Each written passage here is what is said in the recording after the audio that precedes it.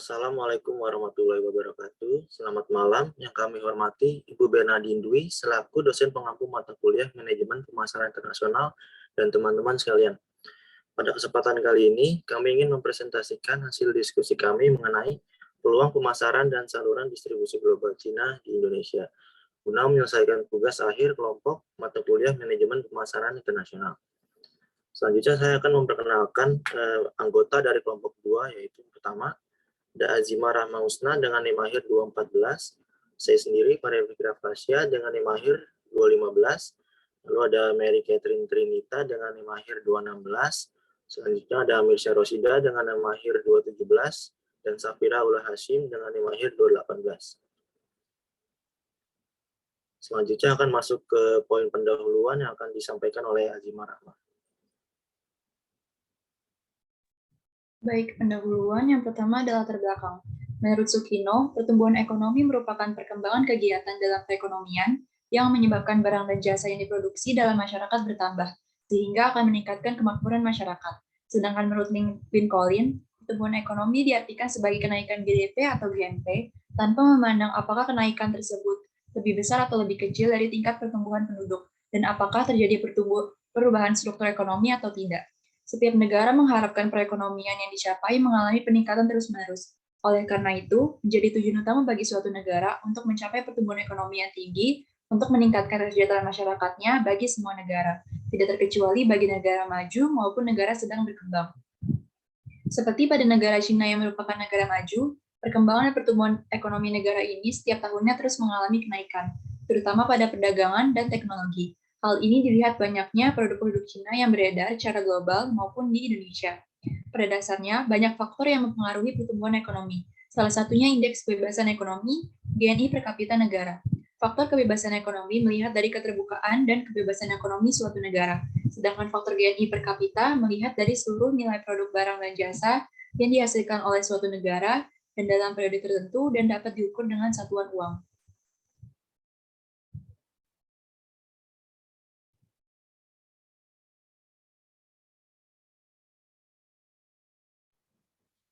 Selanjutnya terdapat beberapa rumusan masalah. Yang pertama, bagaimana indeks economic freedom negara Cina. Yang kedua, apa dampak indeks economic freedom negara Cina.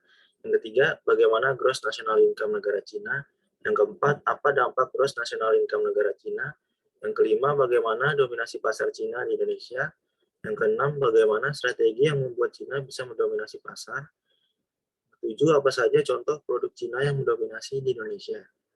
Lalu terdapat tujuan penulisan yang pertama yaitu untuk mengetahui indeks economic freedom negara Cina. Yang kedua, untuk mengetahui dampak indeks economic freedom negara Cina. Yang ketiga, untuk mengetahui gross national income negara Cina. Yang keempat, untuk mengetahui dampak gross national income negara Cina. Yang kelima, untuk mengetahui dominasi pasar Cina di Indonesia. Yang keenam, untuk mengetahui strategi yang membuat Cina bisa mendominasi pasar. Yang ketujuh, untuk mengetahui contoh produk Cina yang mendominasi di Indonesia.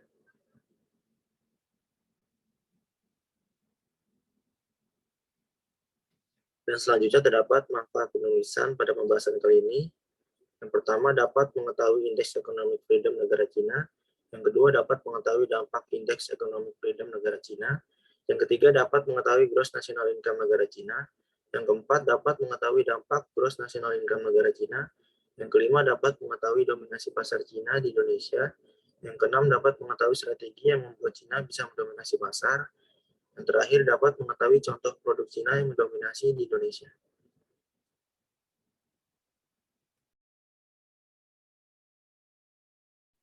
Berikutnya masuk ke tinjauan pustaka.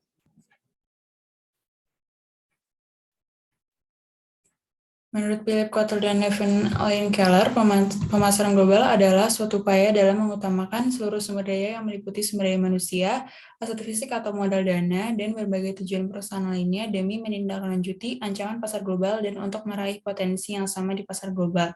Menurut Warren G. Kagan dan Mark C. Green, global marketing adalah komitmen dari sumber daya suatu organisasi untuk mengejar kesempatan pasar global dan merespon terhadap ancaman di lingkungan pasar global.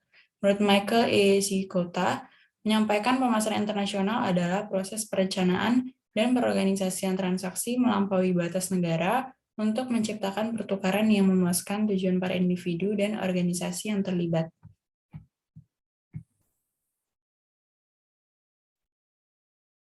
Kemudian ada landasan teori dari saluran distribusi. Menurut Michael J. Edsel, saluran distribusi merupakan serangkaian lembaga yang melakukan semua kegiatan yang digunakan untuk menyalurkan produk dan status pemiliknya dari produsen ke konsumen akhir atau pemakai.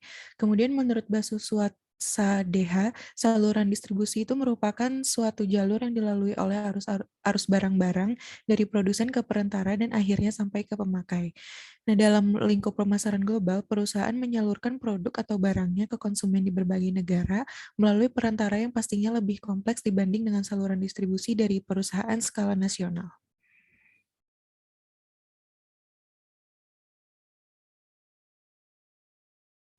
Selanjutnya adalah pembahasan. Yang pertama, ada Indeks Economic Freedom negara Cina.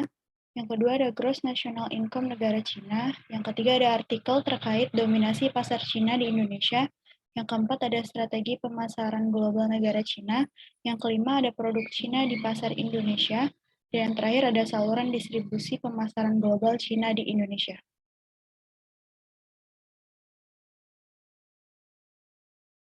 Indeks Economic Freedom negara Cina.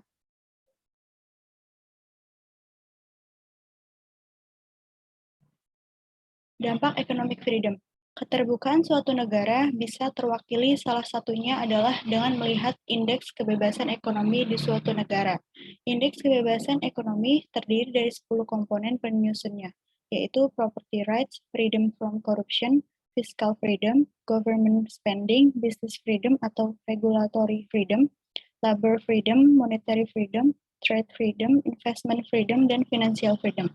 Kebebasan ekonomi akan menyuburkan persaingan, memberikan umpan balik kepada pasar, merelokasikan sumber daya yang efisien, memungkinkan berhasilnya kegiatan ekonomi berskala besar, dan memungkinkan terciptanya kontrak yang canggih antara individu dan perusahaan di tengah ketidakpastian.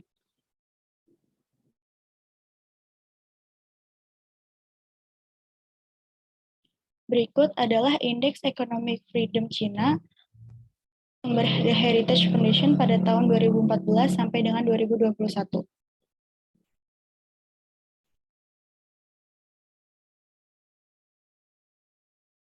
Berdasarkan data dari The Heritage Foundation Index Economic Freedom dari negara Cina, pada tahun 2021 sebesar 58 index point yang menurun dari tahun sebelumnya yaitu 60 index point. Namun begitu, Indeks Economic Freedom Cina selalu mengalami kenaikan dari tahun ke tahun dan kenaikan tajam terjadi pada tahun 2017.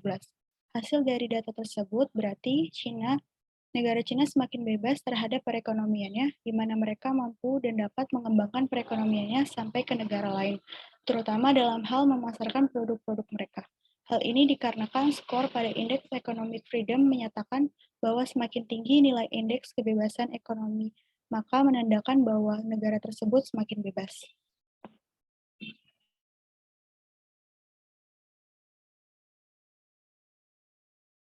China Gross National Income.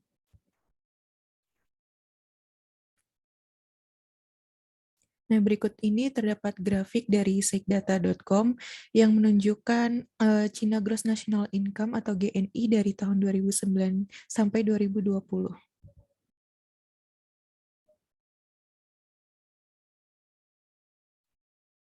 Pendapatan nasional bruto atau gross national income adalah total pendapatan agregat yang diperoleh oleh warga negara terlepas di mana mereka memperolehnya, dalam negeri ataupun luar negeri. Berdasarkan data dari sekdata.com, gross national income Cina terus mengalami kenaikan mulai dari tahun 2009 hingga 2020. Hal ini menggambarkan semakin tingginya tingkat kesejahteraan masyarakat Cina dilihat dari meningkatnya pendapatan warga negara baik di dalam ataupun luar negeri. Kondisi seperti ini yang membantu Cina dalam mendongkrak atau menjaga stabilitas perekonomiannya. Dengan stabilitas ekonomi, Cina dapat lebih fokus untuk mengungguli perekonomian dunia dengan strategi yang tersendiri dan dengan memanfaatkan peluang pasar di negara lain.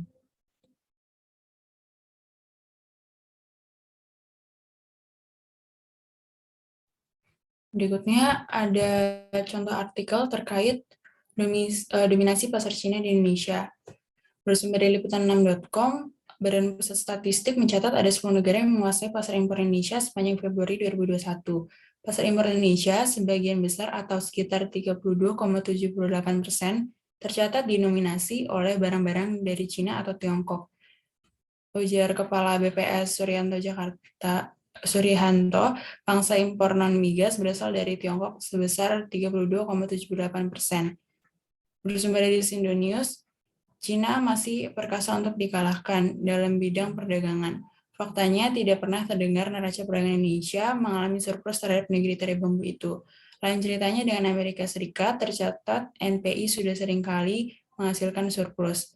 Pada periode Desember 2020, NPI membukukan defisit terhadap Cina. Sebaliknya terhitung surplus terhadap negeri Paman Sam. Data terbaru dari Badan Pusat Statistik terungkap NPI rugi dengan Cina sebesar 1,12 miliar US dollar. Selain Cina, NPI juga mengalami defisit dengan Australia.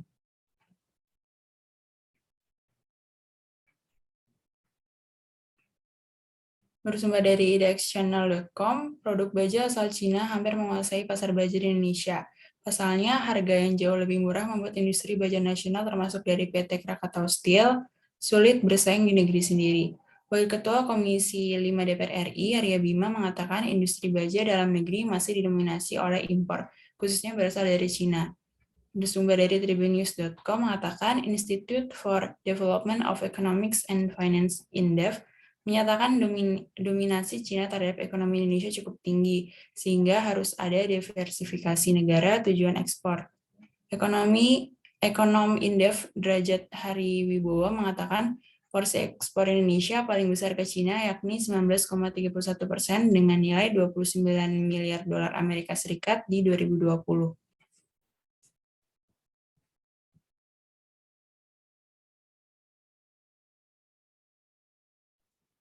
Selanjutnya masuk ke strategi pemasaran global Cina.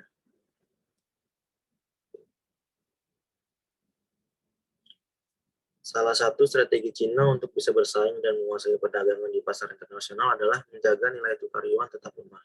Semakin lemah yuan, semakin murah harga ekspor. Pemerintah Cina melakukan berbagai intervensi untuk menjaga agar nilai tukar yuan tak kuat, tapi juga tidak terlalu lemah. Sebab jika terlalu lemah, perekonomian dalam negeri Cina juga akan terpuruk. Cara pemerintah Cina menjaga yuan agar tetap lemah adalah dengan mencetak yuan sebanyak-banyaknya, lalu membeli dolar. Dolar yang dibeli itu tidak disimpan di dalam peti, tetapi dipinjamkan ke negara tujuan dengan membeli surat utang berharga. Barang-barang impor dari Cina diketahui memanjiri e-commerce Indonesia beberapa waktu belakangan ini. Sejak dulu, Cina memang dikenal sebagai negara produsen yang mampu memproduksi barang-barang dengan harga yang murah.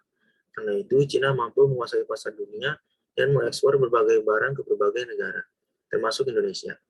Harga produk dari Cina yang bisa jauh lebih murah dari pasar Indonesia ini akhirnya membuat banyak UMKM kesulitan untuk bersaing.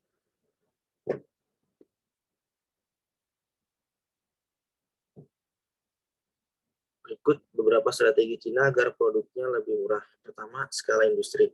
Produk yang dibuat di Cina kebanyakan adalah produk yang diproduksi secara massal dan besar-besaran. Bayangkan jika memiliki pabrik kue senilai 2 juta rupiah dan memproduksi 22 kue saja, maka biaya satu buah kue adalah 200.000 rupiah. Jika kamu dapat memproduksi 2.000 kue, maka biaya satu kue adalah 2.000 rupiah. Semakin besar skala produksi yang dimiliki, maka semakin rendah pula biaya yang dibutuhkan untuk memproduksi sebuah produk. Yang kedua, kebijakan hak cipta produk. Kebijakan hak cipta produk atau hak kekayaan intelektual di negara Cina yang tidak konvensional membuat para produsen di sana dengan sangat cepat mengadopsi teknologi, desain, atau produk terbaru. Hal ini membuat proses riset, produksi, dan distribusi produk sangat cepat ke pasar. Kebijakan berbagi teknologi ini memang mendapatkan kritik, tapi dengan kecepatan perkembangan teknologi yang tidak terbendung.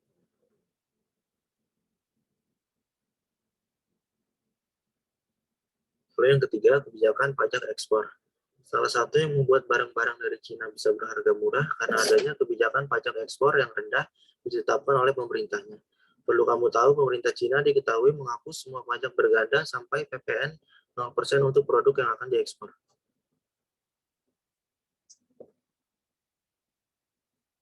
Lalu yang terakhir, subsidi biaya produksi. Pada kawasan industri Cina, banyak biaya produk diberikan subsidi secara besar-besaran.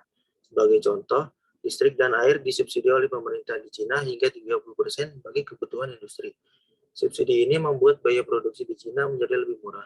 Karena itu, pembatasan barang-barang dari Cina di Indonesia harus dilakukan untuk mendukung perkembangan UMKM. Kementerian Koperasi dan Usaha Kecil Menengah atau UKM pun berupaya untuk menjaga keberlangsungan bisnis UKM dan UMKM di Indonesia. Salah satunya dengan meminta para penyedia layanan e-commerce untuk membatasi penjualan produk dari luar negeri. Sebagai informasi, berdasarkan data dari Kementerian Koperasi dan UKM atau Kemenkop UKM, baru 13% dari UMKM di seluruh Indonesia yang memanfaatkan e-commerce. Karena itu, UMKM pun harus terus didorong menuju digitalisasi.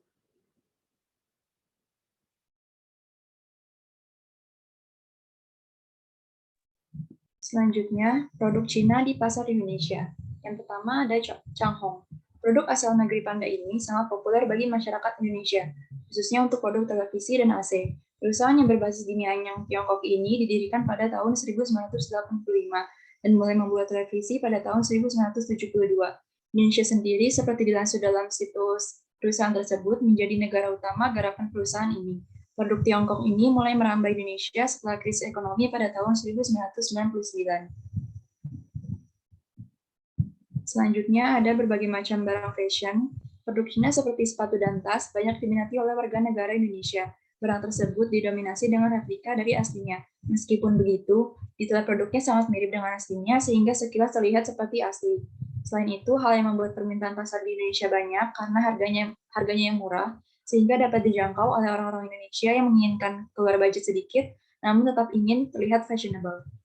Selanjutnya ada Xiaomi. Sebagai merek atau brand mobile internet terkemuka dari China, Xiaomi menghadirkan smartphone dengan berbagai fitur dan kebutuhan. Xiaomi mampu mengungguli perusahaan besar lainnya, sehingga produk dari Xiaomi laris di pasaran dan memiliki nilai yang lebih.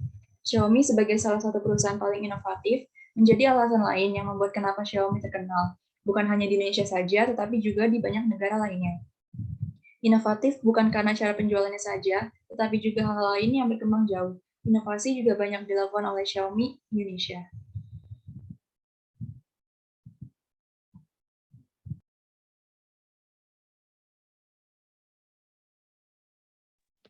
Selanjutnya adalah saluran distribusi pemasaran global Cina di Indonesia.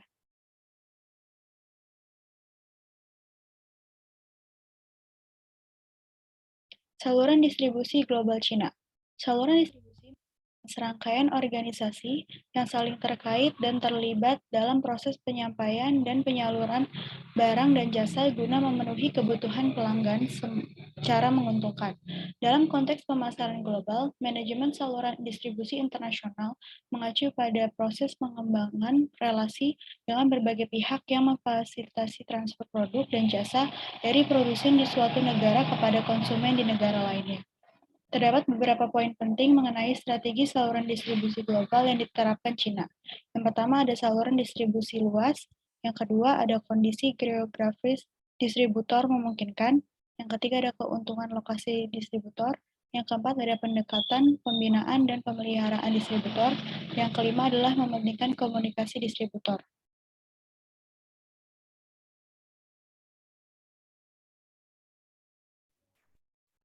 Struktur saluran distribusi produk konsumen Cina. Pemilik pabrik produk konsumen dapat menjual langsung kepada pelanggan menggunakan tenaga penjual dari rumah ke rumah dengan penjualan lewat pos, menggunakan katalog atau materi cetakan yang lain, atau lewat toko milik sendiri. Alternatif struktur saluran yang lain untuk produk konsumen adalah berbagai kombinasi tenaga penjual yang menjadi karyawan perusahaan dan yang menjadi karyawan pedagang besar untuk melayani outlet eceran yang kemudian dijual kepada pelanggan. Di Cina, berbagai kelas produk mempunyai karakteristik pola distribusi berkaitan dengan hal ini.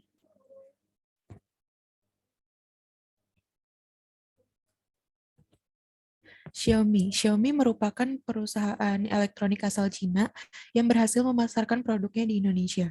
Produk dari Xiaomi ini terdiri dari beberapa macam. Salah satunya yang populer adalah produk smartphone yang terkenal dengan harganya yang murah dan berkualitas. Dalam memenuhi permintaan yang banyak dari masyarakat Indonesia, Xiaomi mendirikan pabrik di Indonesia yang berlokasi di Batam. Jadi Xiaomi tidak mendistribusikan langsung produknya dari Cina, melainkan memutuskan untuk mendirikan pabriknya di Indonesia. Hal ini dilakukan agar biaya pendistribusian yang besar antar negara itu dapat ditekan. Tidak hanya itu, dengan mendirikan pabrik di negara yang bersangkutan, Xiaomi dapat memenuhi permintaan masyarakat dengan lebih efisien dan efektif, sehingga dapat meningkatkan angka produksi dan pendapatan. Produk jadi akan didistribusikan oleh pabrik ke agen-agen besar elektronik, toko retail, ataupun langsung ke konsumen. Belakangan ini, Xiaomi memfokuskan penjualannya secara langsung kepada konsumen melalui kanal e-commerce. Cara tersebut digunakan oleh perusahaan untuk memangkas jalur distribusi yang panjang, yang mana hal tersebut dapat menyebabkan harga ponsel menjadi mahal.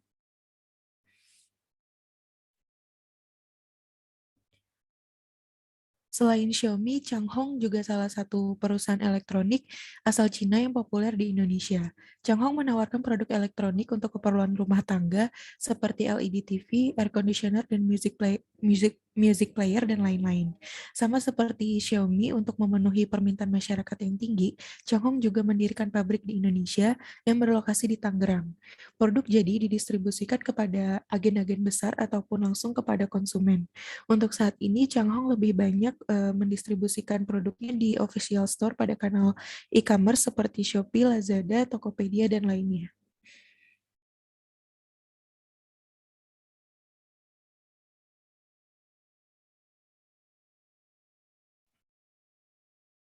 Berikutnya, establishing channels and working with channels intermediaries. Sebuah perusahaan global harus mampu memanfaatkan saluran distribusi yang ada ataupun membangun saluran distribusinya sendiri. Hal ini dikarenakan perusahaan global akan terus berkembang memasuki pasar negara lain. Strategi dalam memilih saluran distribusi global harus sesuai dengan posisi kompetitif perusahaan tersebut dan tujuan pemasaran secara keseluruhan di setiap pasar nasional. Keterlibatan langsung khususnya di pasar yang baru dapat menimbulkan biaya yang cukup besar. Seorang perwakilan dan manajemen penjualan harus benar-benar kompeten. Untuk menciptakan saluran distribusi yang tepat, ada beberapa hal yang perlu diperhatikan. Yang pertama, mencari distributor yang mampu mengembangkan pasar, kemudian memperlakukan distributor lokal sebagai mitra jangka panjang, dan yang terakhir, memastikan distributor memberi data pasar dan catatan kinerja keuangan secara mendetail.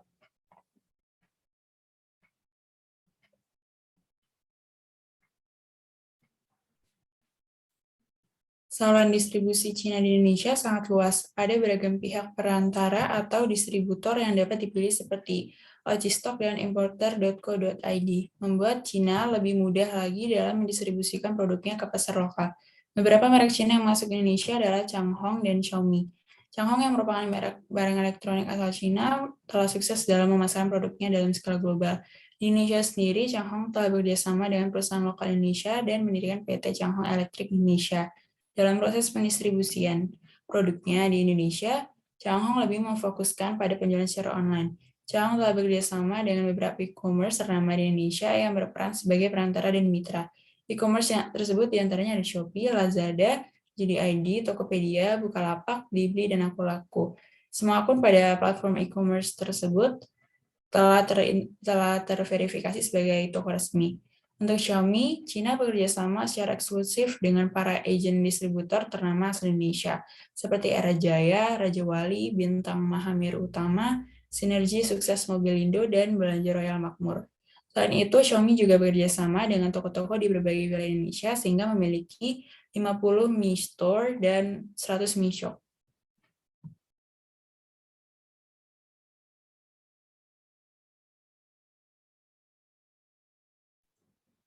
Selanjutnya masuk ke global retailing. Retail global merupakan konsep penjualan produk, yaitu barang dan jasa, yang melintasi batas geografis suatu negara kepada konsumen yang tersedia di berbagai belahan dunia untuk mencapai kehadiran dan pengakuan global dan untuk menangkap peluang yang ada di pasar luar negeri yang memiliki potensi tinggi.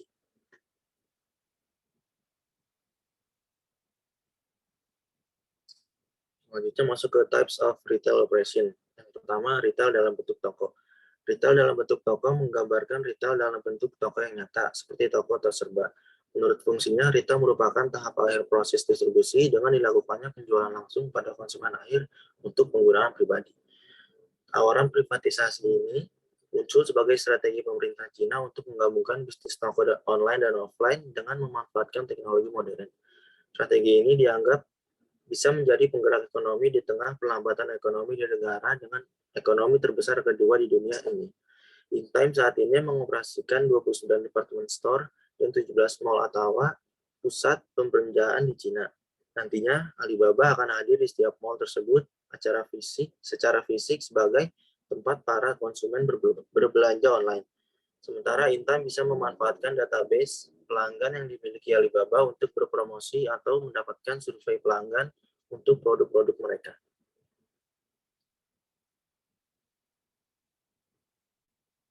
Yang kedua, retail dalam bentuk non-toko atau e-commerce. Retail dalam bentuk bukan toko cenderung pada proses eceran dengan media internet yang biasa dikenal dengan e-commerce. Menurut Amir Hartman dalam bukunya Net Ready, secara lebih terperinci lagi mendefinisikan e-commerce sebagai suatu jenis dari mekanisme bisnis secara elektronis yang memfokuskan diri pada transaksi bisnis berbasis individu dengan menggunakan internet sebagai medium pertukaran barang atau jasa, baik antara dua buah institusi B2B maupun antar institusi dan konsumen langsung atau B2C. Di Cina, Kementerian Perdagangan Cina memperketat promosi dan pemasaran produk di platform e-commerce. Itu mereka lakukan melalui penerbitan proposal standar industri. Standar itu berkaitan dengan acara live streaming promosi dan pemasaran produk di platform belanja online atau e-commerce. Pengetatan mereka lakukan dengan mengatur cara berpakaian pembawa acara atau influencer pada promosi di e-commerce, cara berbicara mereka di depan kamera, serta pedoman mengenai ulasan pelanggan di e-commerce yang harus dipublikasikan.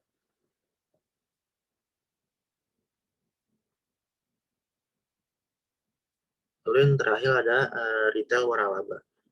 Waralaba biasanya dilakukan dengan pertukaran uang dan perjanjian untuk menjalankan bisnis terkait dalam jangka waktu tertentu. Bisnis waralaba bertujuan untuk mengekspansi brand dengan memperbolehkan orang lain mendistribusikan produknya dengan jaminan kualitas yang sama dimanapun. Jadi bisa disimpulkan bahwa waralaba retail adalah bisnis berupa hubungan kontrak kerja antara franchisor dengan franchise yang memperdagangkan barang atau jasa yang langsung disalurkan kepada konsumen. Perusahaan Cina yang bergerak di usaha produk kuliner, verbal, kecantikan, pendidikan, dan retail akan lebih mudah memasuki pasar Indonesia. Mereka pun akan cenderung memilih membuka cabang ketimbang membuat sistem waralaba dengan menggait mitra lokal untuk pengembangan usahanya. Ada sekitar 5 perusahaan Cina yang siap masuk ke Indonesia dengan langsung membuat cabang. Waralaba nasional khawatir perusahaan Cina tersebut akan menawarkan harga yang lebih murah dengan investasi yang tidak terbatas.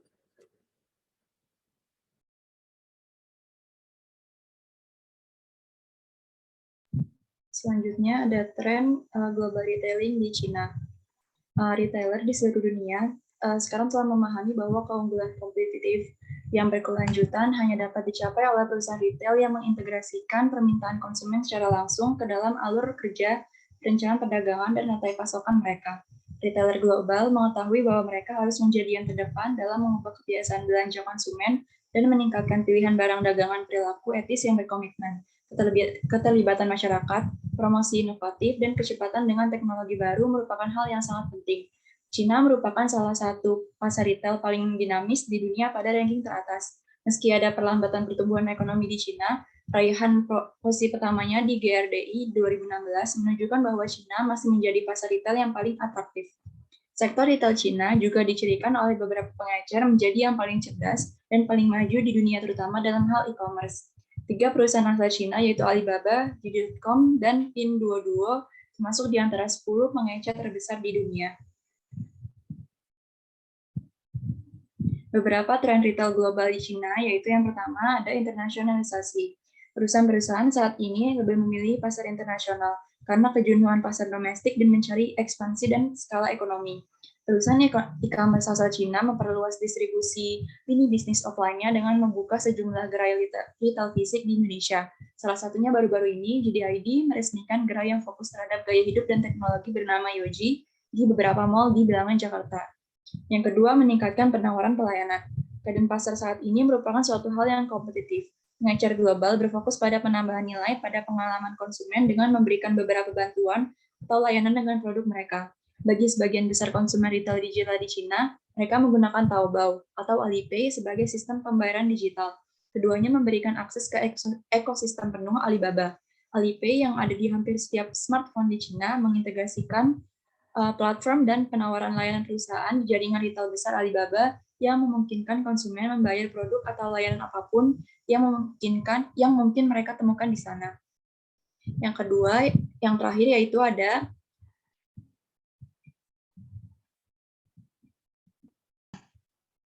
perubahan format retail. Jack Ma sebagai pendiri Alibaba mengungkapkan istilah New Retail, yaitu sebuah inovasi yang mengkombinasikan pengalaman berbelanja online dan offline, serta dipercaya sebagai inovasi yang akan membantu toko retail untuk beradaptasi di dunia digital dengan cara menggabungkan teknologi digital di toko fisik.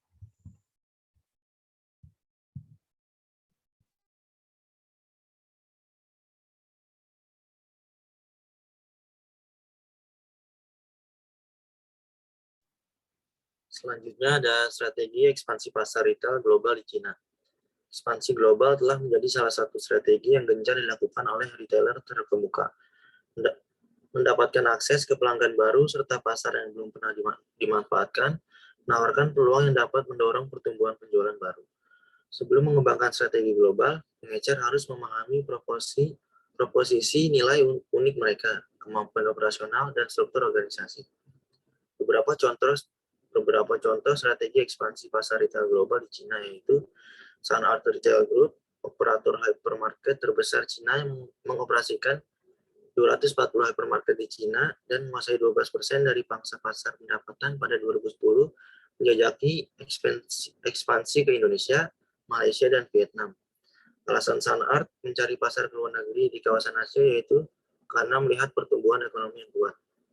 Lalu yang kedua, Alibaba Group secara aktif melakukan ekspansi bisnis ke berbagai belahan dunia. Alibaba Group menyusun serangkaian strategi ekspansi yang agresif untuk mengawali ekspansinya ke Indonesia, yaitu melalui investasi saham di Lazada dan Tokopedia, hingga mencapai total dana mencapai nilai 6,2 miliar US dollar, hingga menjadi ekspansi bisnis sebesarnya selama ke luar negeri.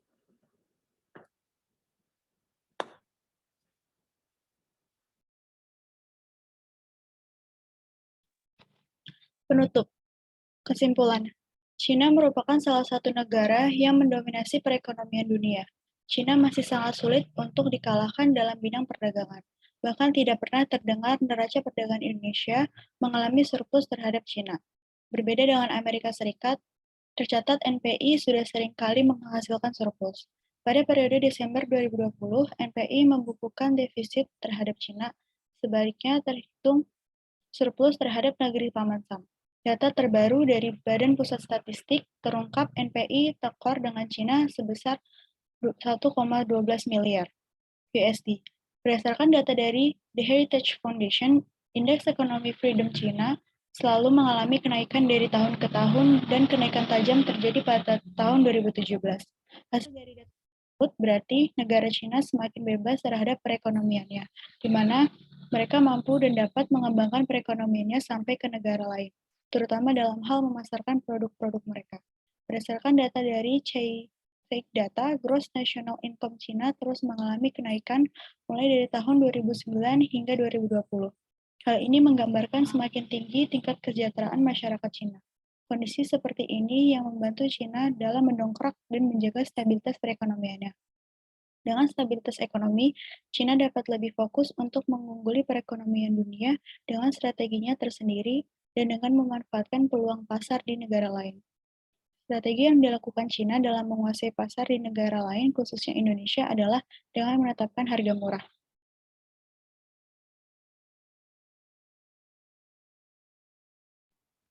Sekian dari kami. Terima kasih atas perhatiannya. Kurang lebihnya mohon maaf. Kami ucapkan wassalamualaikum warahmatullahi wabarakatuh.